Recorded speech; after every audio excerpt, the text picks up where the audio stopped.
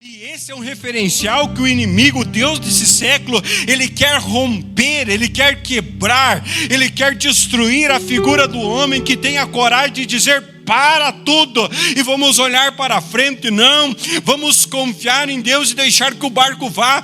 Talvez alguém chegue na casa e pergunta: mas como? Eu não estou vendo porta, não vendo saída. Mas alguém tem que levantar a voz e dizer: não, nós vamos continuar confiando em Deus. Aleluia. Deuteronômio no capítulo de número 6, verso de número 7.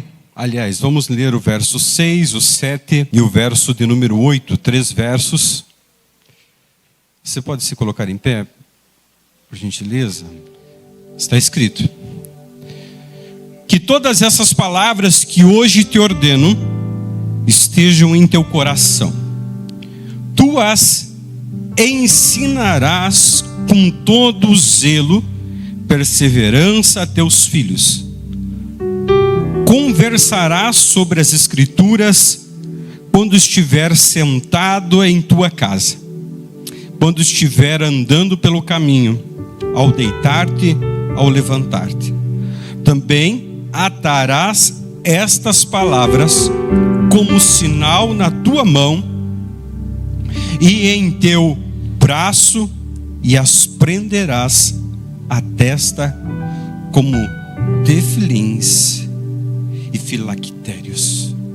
Obrigado, Deus, dessa noite, Senhor, nos ter dado a alegria de poder estar na tua casa, diante da tua palavra, tudo aquilo que aconteceu até aqui. Senhor eterno, nós te agradecemos, porque o Senhor, Pai eterno, preparou este encontro conosco. Agora, Pai, nós oramos pedindo que o Senhor possa, em nome de Jesus, abrir a porta da palavra, falar conosco, nos fazer compreender tudo aquilo que o Senhor nos tem alcançado. E Deus, o Senhor possa estar nos guiando ao encontro, Senhor eterno, de todo o propósito do alvo do seu coração. E o Senhor possa estar curando nesta noite vidas em nome de Jesus. Amém. Obrigado, querido. Deixa estar sentado. Paternidade é a responsabilidade e o privilégio que o Senhor nos dá de proteger e amar filhos, refletindo o caráter de Deus em seu papel como pai. Envolve a provisão de necessidades físicas, emocionais, espirituais, e é marcada pela disciplina, instrução, intercessão e o exemplo de fé e integridade.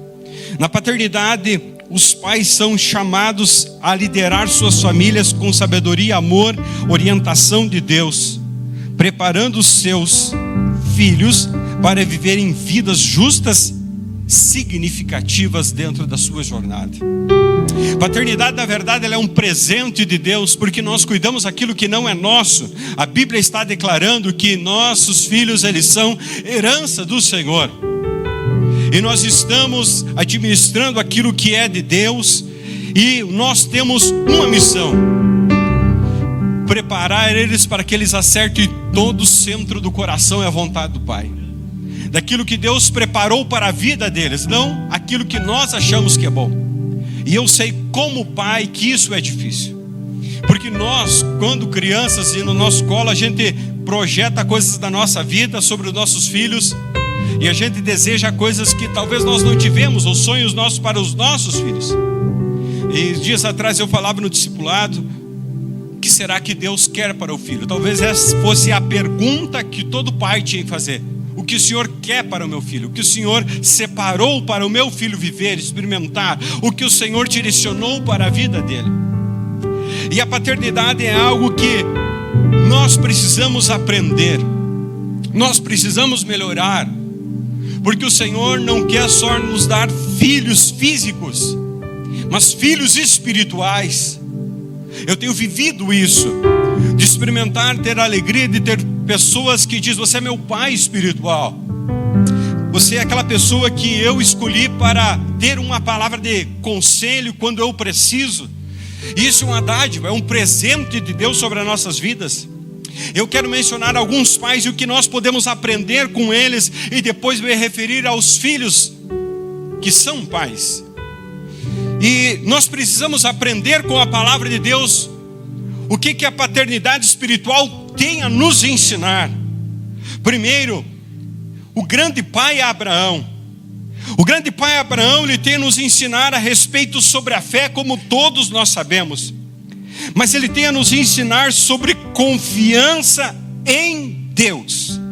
E essa confiança de Deus, essa confiança no Pai, ela tem que ser uma âncora sobre a nossa vida.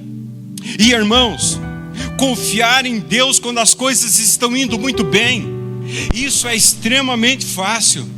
Mas para nós, pai de família, quando as coisas elas não estão indo muito bem, não é nada fácil você confiar em Deus.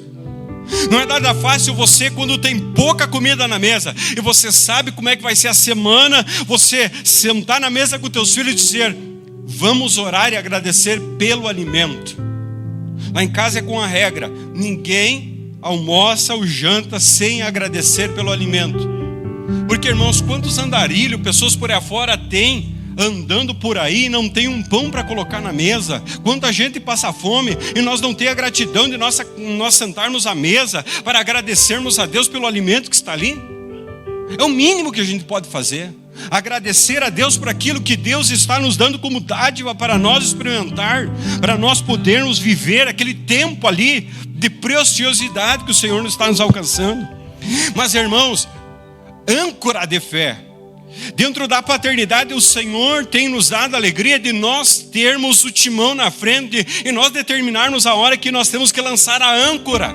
E alguém está olhando para nós. Alguém está olhando para nós, e esse é um referencial que o inimigo, o Deus desse século, ele quer romper, ele quer quebrar, ele quer destruir a figura do homem que tem a coragem de dizer: para tudo e vamos olhar para frente. Não, vamos confiar em Deus e deixar que o barco vá. Talvez alguém chegue na casa e pergunta: mas como? Eu não estou vendo porta, não vendo saída. Mas alguém tem que levantar a voz e dizer: não, nós vamos continuar confiando em Deus. Aleluia. Eu penso que a família de Abraão chegou um momento que talvez tenha chegado para ele 20 anos dessa peregrinação, perguntado: tá, mas e daí? Como é que é essa história? Deus prometeu que Ele estaria nos mostrando uma terra melhor. Ele nos prometeu que estaria fazendo nós viver um tempo melhor. Tá certo, nós temos mais rico de quando nós saímos. Mas e o herdeiro, cadê da casa? E aquilo que o Senhor separou, que uma terra para nós parar de peregrinar e viver abundantemente, e as nossas gerações possuir, cadê? Aonde está?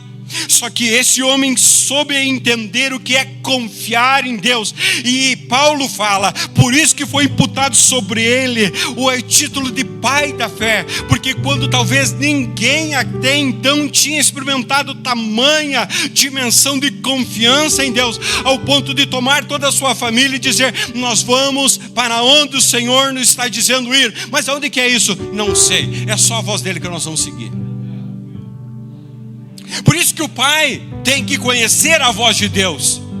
Um homem da casa tem que conhecer a voz de Deus. Aleluia. Isaac nos mostra a importância. Irmãos, eu quero que vocês deixem de lado a disputa entre os irmãos dentro da casa desse pai. Mas eu quero que os irmãos observem aquilo que está em Hebreus capítulo de número 11, quando ali nós vemos que pela fé Isaac abençoou Jacó e Esaú no tocante às coisas futuras. Deus usou a boca dele para ele ministrar uma palavra de bênção sobre os seus filhos, para que ele pudesse ministrar uma palavra de vitória, uma palavra sobre o amanhã de seus filhos. Sabe, um pai tem que ser intencional naquilo que ele vai falar para o filho.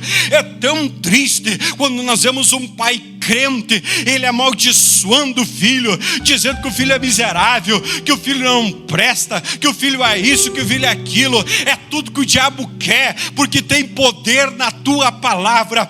A morte e a vida estão no poder da língua. A palavra do Senhor já declara: irmão, em nome de Jesus, a autoridade das tuas palavras. Aleluia, porque dentro de você existe uma fonte que jorra para fora. fora, e aqui dentro a fonte eu creio que ela é boa, e se ela é boa, como ela vai jorrar coisa ruim? E é tudo que o inimigo quer. Então, em nome de Jesus, que nós possamos ser, aleluia, intencionais, quando nós formos tratar com nossos filhos, quando nós formos tratar com alguém, que possa sair fontes de bênção para abençoar e para proferir aquilo que o Senhor quer que saia. Jacó, veja, irmãos, Jacó, ele lutou com Deus. Jacó, eu paro às vezes para pensar na vida dele, e eu choro porque, Senhor, tu tinha um plano mesmo na vida desse homem. A palavra explica, né? Yaakov, aquele que agarra. Yaakov é a expressão original do texto. Yaakov, aquele que agarra, né? Aquele que agarra, Jacó. Algumas traduções trazem por suplantador, mas não é a tradução mais correta. É Yaakov, aquele que agarra. Mas veja, irmãos, esse homem peregrinou 20 anos. E ele tinha tudo para dar errado. Mas por causa de uma decisão dele, pastor Lúcio, de ter um encontro com Deus, a vida dele nunca mais se tornou diferente. Tudo tinha para contribuir ao contrário, porque afinal de contas, ele tinha sido levado a tentar roubar a bênção do seu irmão. Mas ele teve um encontro com Deus e tudo se tornou diferente.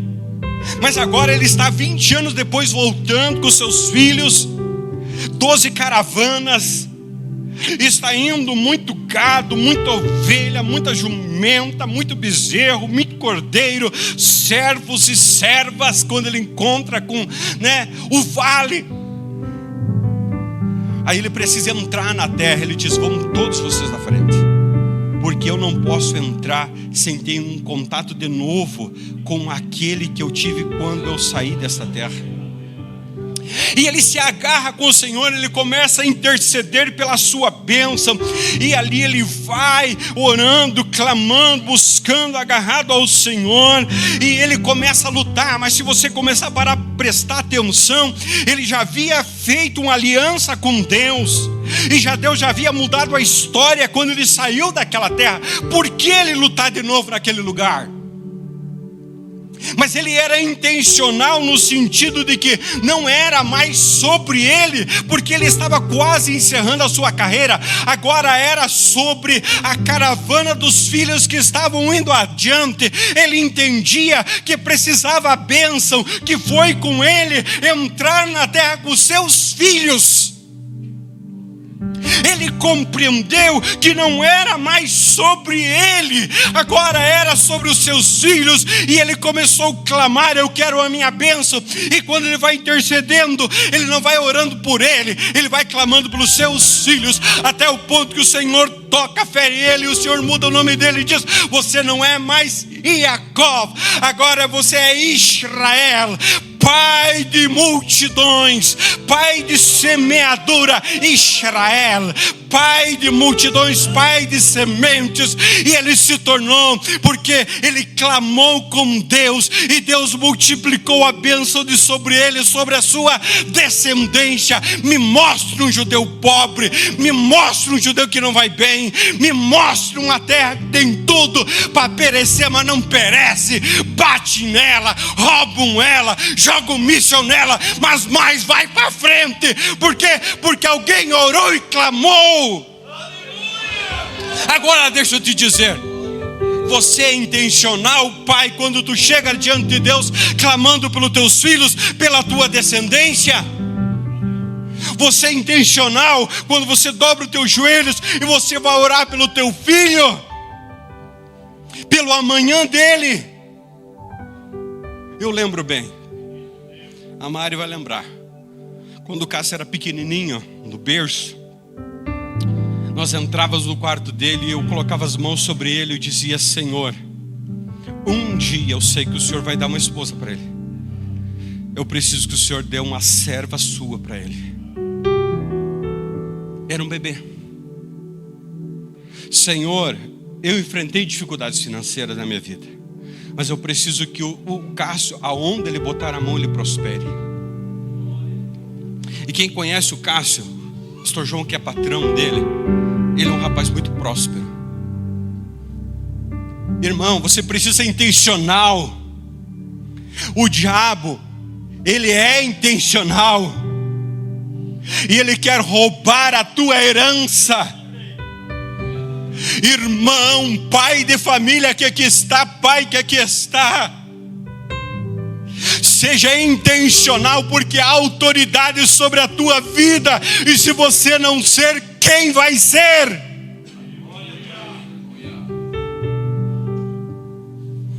José, não o do Egito. José é o pai de Jesus. Eu fico me perguntando, pastor Leandro, se eu na condição de José, talvez eu faria a mesma coisa que José fez. O anjo deu uma comunicação mais completa para Maria, mas para ele foi só: obedece o recado, mais nada. E qual é o recado? Tua esposa está grávida, vão tentar matar ela, criança, foge para o Egito, tu vai dar de comer para ela e para a criança. E o filho? O filho é de Deus. E se a gente pensar, é uma coisa de louco. Mas ele ouviu, diz o texto de Lucas, e ele temeu. E ele fez tudo aquilo que Deus determinou para ele fazer. E sabe, irmãos, como é lindo tu encontrar alguém que teme a Deus, e ele escuta a Deus, ele ouve, ele põe em prática aquilo que Deus está falando. E às vezes Deus diz para o pai: não é hora de você sair de Sarandi. E ele pega todos os filhos, coloca dentro de um carro e vai embora. E lá dá tudo errado. Ele diz: mas Senhor, por que o Senhor foi fazer isso para mim? Tá, mas lá atrás, você escutou Deus? E é isso que nós precisamos, irmãos. Mostrar para os nossos filhos, mesmo que seja pela fé, nós estamos escutando Deus. E para que isso nós precisamos reconhecer a voz de Deus. A confiança em Deus talvez seja um dos maiores legados que alguém pode deixar. Não é só fé, é confiar. É estabelecer o parâmetro de que nós vamos proteger a nossa família, porque a confiança em Deus nos leva a nós ter um descanso, a nós viver um tempo de privilégio. Noé é um homem que ele escuta a voz de Deus, e por ele dar ouvido à voz de Deus, nesse sentido dessa proteção, ele consegue salvar toda a sua família. Mas ele é um homem tão de fé, e numa circunstância tão estranha, que ele move os seus filhos para ajudarem ele a empreender uma obra tão louca para aquele tempo, mas que foi todo diferencial na vida dele. E diz um texto de Gênesis capítulo 6, o verso 9: Noé andava com Deus. Irmão, que expressão é linda esta de você ver uma pessoa e dizer: aquele anda com Deus. Pela fé, Noé, divinamente avisado das coisas ainda iriam acontecer, temeu pela salvação da sua família. É o que está escrito na palavra de Deus. Ele não temeu pela salvação dele, ele temeu pela salvação da sua família. Veja só que nível. Ele não disse: escapo eu, os outros que se danam. Ele disse, não, ele temeu no coração de Deus. E temor é algo, aleluia, que não é medo. Temor não é medo, é ao contrário, é você ficar triste sabendo que aquilo pode acontecer, mas você buscar que aquilo talvez não aconteça. Jó, um pai que era intercessor. Esqueça o pequeno detalhe do imprevisto que aconteceu, mas diz o texto lá de Jó 1: Jó, ele orava a Deus e dizia: se por acaso meus filhos fizeram alguma coisa, Senhor, eu vou apresentar sacrifício por eles. Num dos belos dias que Jó foi lá, sacrificou, orou, colocou na presença de Deus a intercessão, veio a notícia: todos os teus filhos, tuas filhas morreram. Não deu tempo nada de acontecer. Eu acredito de todo o meu coração que aqueles filhos, eles morreram salvos, porque tinha um pai que era intencional todos os dias, quando ele chegava na presença do Senhor, pelos seus filhos intercedendo. O poder da intercessão de um pai, aleluia, ela pode mover uma circunstância da última hora, a última oportunidade. Ela pode ser movida pelo poder da intercessão de um pai, da intercessão de uma mãe. Por isso que ele luta para que o filho roube a paz do pai, brigue com o pai, se torne inimigo do pai, não queira mais ver o pai, e o senso de independência: eu vivo meu pai, a vida dele, que eu vou viver a minha, porque existe uma bênção sobre a vida do pai, uma autoridade espiritual na vida do pai, que ele pode chegar diante do trono e apresentar os seus filhos como um sacerdote. Jetro, ele não era o pai de Moisés, e Jetro não era o pai de Moisés, de Moisés. Jetro era sogro, mas era pai. E o nosso pastor sempre ensina isso. Ele era pai. E em determinado momento que ele viu que o genro, o filho, estava numa circunstância de sobrecarregado, tentando fazer a coisa certa, ele chama ele de canto e diz: meu filho, o que está acontecendo?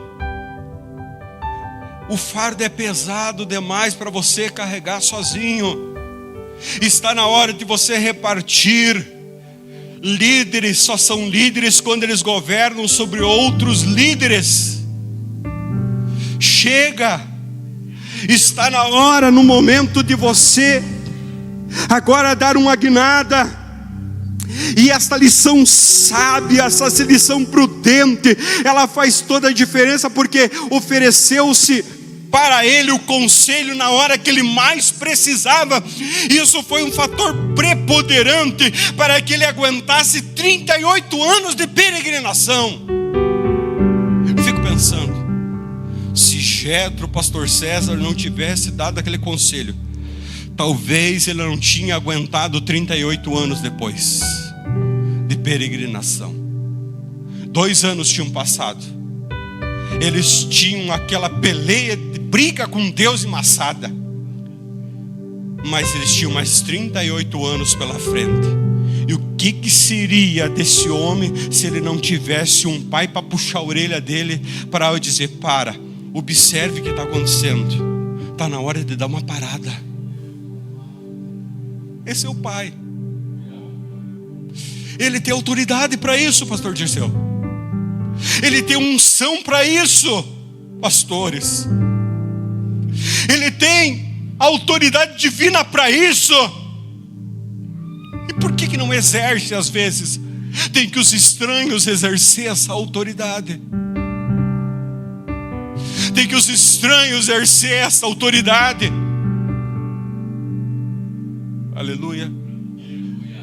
Por isso que você não pode falar muito e brigar muito.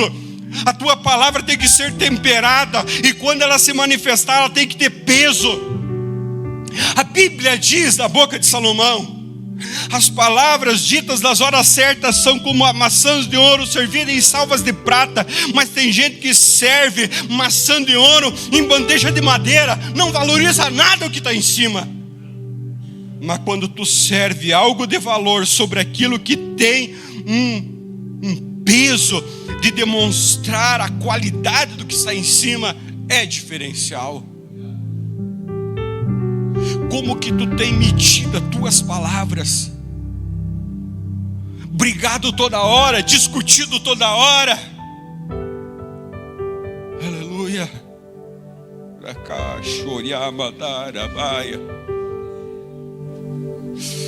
É com os pais, queridas irmãs, essa noite. E Deus está falando com alguém aqui nesta noite. Porque tudo que o inimigo quer destruir a tua casa, e por alguém, às vezes ele quer entrar, e às vezes é pelo líder da casa. Aleluia. Zacarias, veja só a compreensão de Zacarias. Zacarias, aleluia, o pai de João Batista, quando ele recebe a palavra profética sobre a sua vida, ele começa a ministrar sobre o seu filho. Talvez ele tinha tudo no coração para querer, e ele era sacerdote da 8ª ordem de linha de administração ao templo. Ele tinha talvez desejo que o filho dele fosse o Messias, mas Deus disse não. Ele só seria aquele que, me perdoem a conjectura, irmãos, ele não seria aquele que faria o gol. Ele seria aquele que levaria a bola, colocaria no chão para que o outro iria bater. Me perdoem a colocação, mas é ilúdica para que todo mundo entenda. Mas ele não teve problema nenhum de ministrar esta bênção sobre o filho, porque ele sabia que aquela seria uma das maiores construções que se poderia fazer. Alguém teria que preparar o caminho para Jesus e aguentar a pancada, e esse seria o seu filho. E ele entendeu o ministério do filho, pastor. Quantos pais querem colocar na cabeça do filho aquilo que Deus não falou para ele, não mostrou para ele? Ou aqui eu preciso fazer só uma vírgula. Tem muitas mães que Deus já disse o que é para teu filho fazer, e tu foi alimentando coisas que não é para ele fazer. Será que não é hora de fazer uma pequena reunião lá na casa e buscar uma palavra de oração e direcionar para outra faculdade, direcionar para um curso profissionalizante? Talvez não vai ter aquele glamour, mas ele vai ser realizado, ele vai ser próspero, ele vai ter autoridade, ele não vai entrar em depressão, ele vai ser um homem íntegro, feliz, vai ter uma família abençoada, onde Deus vai levantar, plantar ele. Eu sei que não é fácil às vezes a gente tomar essas decisões, mas como pai, às vezes é preciso. Pais, às vezes é preciso você olhar mais longe e ouvir a voz de Deus. Senhor, o que o Senhor está ministrando para o meu filho? Zacarias entendeu o que estava sendo ministrado, e ele começa a profetizar sobre a vida do seu filho. Você precisa profetizar aquilo que Deus está mandando você profetizar sobre a vida do teu filho, da tua filha. Aleluia. Eu estou encerrando. Nós precisamos aprender uma lição com Davi, que às vezes não é tão falada, a lição do arrependimento. Um pai que se furtou. Eu vi o pastor Lúcio esses dias ministrar sobre isso, e deu tudo errado, porque ele se furtou. Mas quando ele entendeu que estava tudo errado, ele dobrou o joelho e disse: Senhor, tem misericórdia de mim, eu fiz tudo errado. O Salmo 51 quase é uma tese de análise, de psicanálise ou psiquiátrica, um psicólogo. É o segundo livro, são 5 livros de Salmo. O segundo livro de Salmo, que vai até o 78, é um lamento só. E o 51 ele expressa muito bem esse lamento, porque ele vai colocar ali a dor de um homem que errou.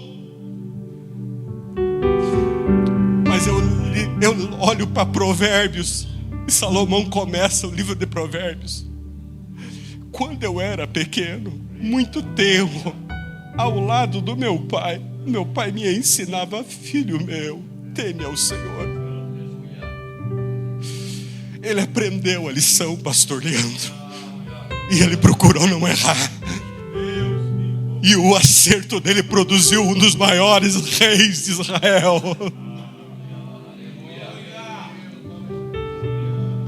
A humildade dele levou a ele projetar um dos maiores homens da história.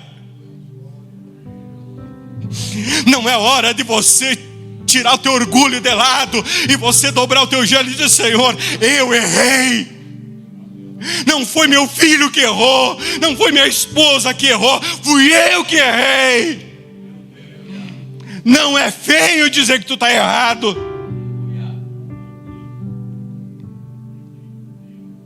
Feio você continuar num caminho que não te levará a nada. Feio você não dobrar o joelho e dizer: Senhor, muda essa história. Leia o 51 em casa, Salmos. Ele clama: Senhor, é como ele dissesse: muda esta história. E Deus escuta um coração sincero. Pai, só os pais, isso olhem para mim. Deus sempre ouve um coração que é sincero com Ele. Homens, Deus sempre ouve alguém que chega sincero diante de Deus. Sincero, sem doceiras, sem máscaras, ceras, máscaras. Deus sempre ouve alguém que chega sincero. E quanto tempo você não chega sincero diante de Deus?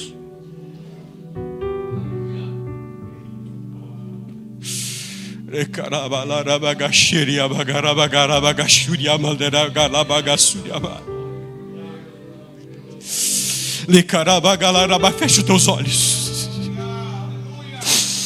Eu sinto o espírito de quebrantamento. As vitórias estão entrando na tua casa, homem de Deus. Tem vitória entrando na tua família, homem de Deus.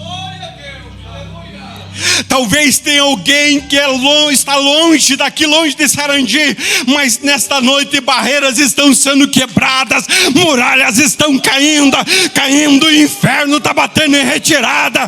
O inimigo que peleja contra você e tua família não vai prevalecer.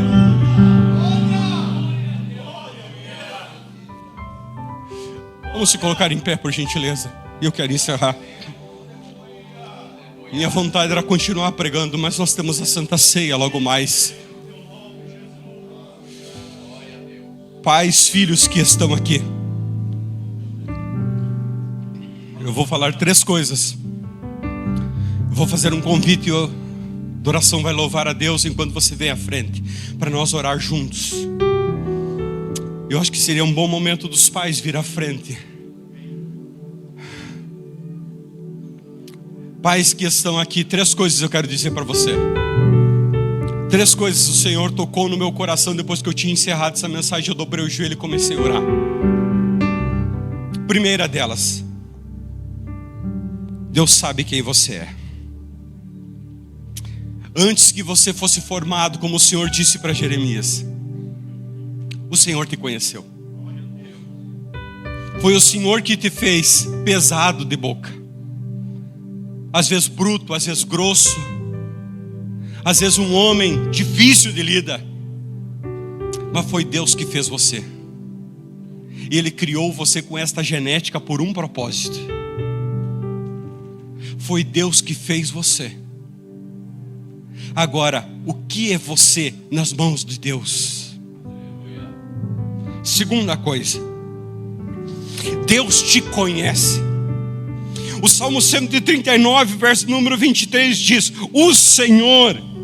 E a expressão em letra garrafal, letra caixa alta maiúscula. Então quando aparece letra caixa alta maiúscula, quer dizer Iavé, o Senhor, aquele que chama a existência. Iavé, tu me sondas e me conheces, sabe quando eu me assento e quando eu me levanto, de longe tu penetras os meus pensamentos. Deixa eu te dizer, homem de Deus, Deus conhece você. Quando alguém não entende você, Deus conhece você.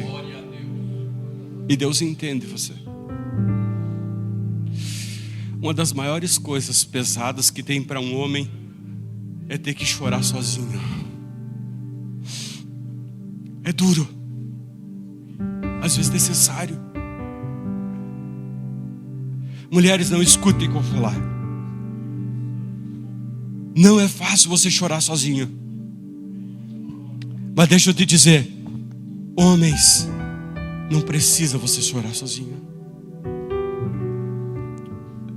Tem um Deus que quer dar o ombro para você. Tem um Deus que quer abraçar você. Tem um Deus que quer tocar você. E Ele sabe de tudo. Terceira coisa, Ele te ama. Tanto, tanto, tanto. Aleluia, que Ele deu seu Filho unigênito para morrer na cruz do Calvário por você. Ele te escolheu, Ele te deu uma família abençoada, maravilhosa. E Ele poderia ter colocado nessa família tantos, mas Ele escolheu você para estar lá. E é porque Ele tem um propósito contigo lá dentro desta família. A adoração vai louvar. Eu quero convidar aqui nesta noite, especialmente pais que querem fazer uma nova aliança com Deus, de paternidade. Talvez se precise, como eu precisava ter aquele espírito de conselheiro, de paciência, eu não tenho. Não tem problema. Hoje é o dia de você renovar uma aliança com Deus. Então eu quero te convidar a você vir aqui à frente para nós estarmos orando. Os pastores vão estar aqui conosco ministrando uma bênção e a autoridade sobre as mãos deles. Eu quero convidar você a vir aqui à frente. E se você está longe dos caminhos do Senhor e sofreu por paternidade de alguém, não fique bravo. Hoje é o dia de você se libertar. Se a irmã deseja vir aqui à frente, venha. Quer abraçar teu esposo bem forte, porque tu conhece ele, Deus e você. Então venha com ele e abraça ele bem pertinho.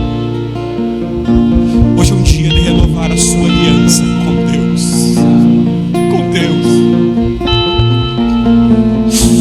com o Pai. Ei, a adoração canta. Não fique bravo com Deus, porque teu pai te espancou, porque aquilo deu errado. Hoje é o dia de você tirar esse peso dos teus ombros e ser abraçado pelo Pai que conhece você e te ama e quer te sarar. Chegue mais à frente, queridos, para dar espaço. Está vindo bastante gente. Chegue mais à frente. Os pastores têm uma unção de cura. Eles vão ministrar. O nosso pastor está sobre o altar aqui, e a unção sobre a vida dele, ele vai ministrar sobre a tua vida. E eu não creio que o Espírito Santo não possa te curar nesta noite. Pelo contrário, o Espírito Santo te trouxe aqui para te curar, para operar. Senhor, se alguém está orando agora que está doente, está enfermo, mesmo que esteja em casa, nós repreendemos toda a enfermidade. Nós oramos repreendendo câncer. Nós oramos repreendendo doenças localizadas. Em nome de Jesus nós ministramos a cura física a quem está aqui no templo, alguém que está em casa. Em nome de Jesus nós oramos por cura. Enfermidade aí não é o teu lugar, e eu te repreendo a enfermidade.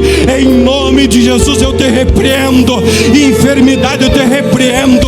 Restaura a saúde, restaura a saúde, restaura a saúde, restaura a saúde, restaura a saúde deste homem, desta mulher. Liberta ele.